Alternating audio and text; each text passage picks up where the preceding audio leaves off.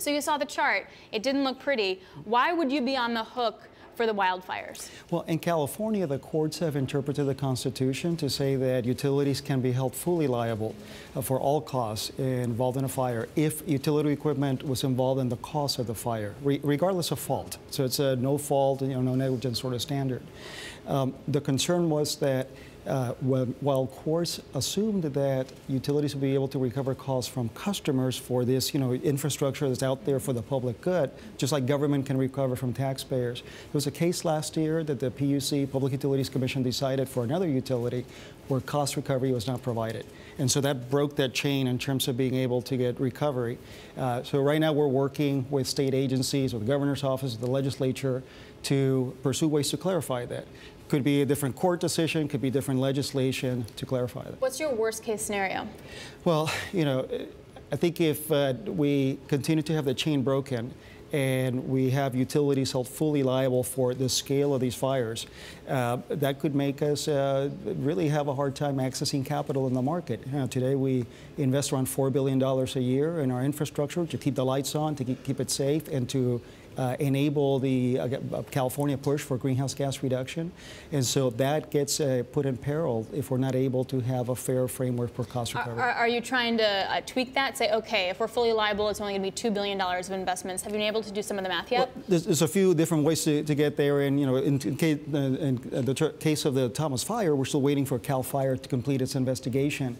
But, what we're looking at are reforms that not just to the utility piece of this and clarifying how we get cost recovery, and whether that means getting new legislation or getting a different determination from the courts. But this is a broader statewide issue. This is the new normal in California. You have climate change exacerbating the intensity, the severity of fires, and the frequency.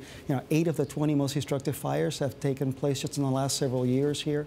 And so we're looking at how we help the state deal not just with this utility piece, but across the economy, preventing and mitigating fires, hardening the infrastructure, and then dealing with the financial consequences. And your utility, you're supposed to be the safe investment for investors, right? I want to turn to electric vehicles. You guys have been really trying to be at the forefront of infrastructure for electric vehicles, but we also saw the Scott Pruitt of the EPA sort of coming down hard on some of the greenhouse gas emission standards that California has implemented. So you have California, which is wanting to convert more to electric vehicles, and then you have the federal government, which wants to reverse those. How does that affect investments in EVs? Well, we see EVs as part of the broader objective in California to reduce greenhouse gases, do something about the environment. So we respect that the state has law to reduce greenhouse gas emissions 40% from 1990 levels by 2030. We also understand the role the federal government has to play. In terms of EVs themselves, you saw Mr. Pruitt talk about the California standard and the waiver that we have at EPA. And so I think there'll be a process here to work through that. I think Mary Nichols, who's the chair of the California Air Resources Board, was on record this morning talking about the state likely suing the federal government, but at the same time looking for ways to have a dialogue and see if we can end up with a good meeting of the minds. In the end result, we see electric vehicles as being a big part in terms of California's greenhouse gas reductions.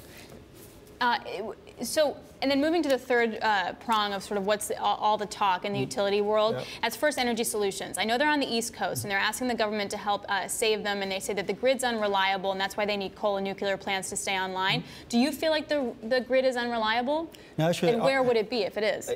Look, the grid, how you look at grid reliability is very region-specific. And so in California, where our operations are serving 15 million residents, we have a grid that's fairly different from a lot of the rest of the country.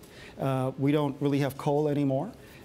We have a reduced footprint for nuclear plants, with nuclear plants having been phased out in the state, or close to being that. We have a system that's about 50% fueled by natural gas, about 30% fueled by renewables today. And as we look at 2030 and getting to those greenhouse gas reduction standards, we see a system in our analysis that will move to having 80% of our resources be carbon-free. That means more renewables, so we'll need more storage, about 10,000 megawatts of that, and a lot of electrification.